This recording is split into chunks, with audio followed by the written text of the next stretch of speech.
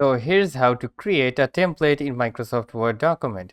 So it's quite simple guys, so let's get started.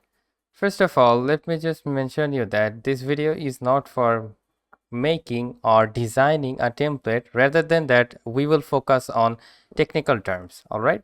So first of all, let's just suppose that you have created a design for your template like this, and now I will show you what you can simply do to create a template in Microsoft Word document.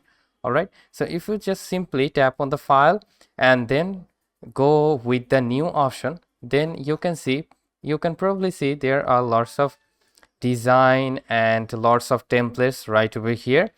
But if you're gonna create your own template in Microsoft Word, you can simply save it to your own PC. All right. First of all, to reuse that template, you need to save into a folder. So for that reason, you need to go to the save as from here and then tap on the browse option.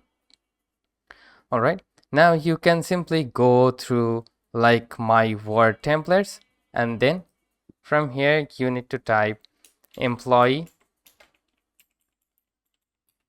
form. You can simply go with any of the name and then tap on save.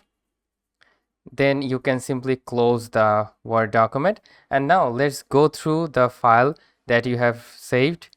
So it has been saved in the documents and then my Word template. So as you can see, here is the template.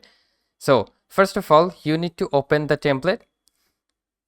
Now you can simply change the document.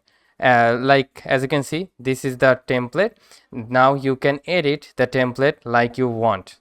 So like we can edit it. All right. So now as you can see guys, we have successfully edited the template. Now what you can simply do, first of all, you need to go to the files and again tap on the save as, and then browse it to any other place that is not located in this folder. All right, so first thing you need to do that, then simply rename it as you're wanting and save the file. So now if you close this file and again tap on this employee form, as you can see, the template remains the same. So here is the template. You can reuse the template as many times you want.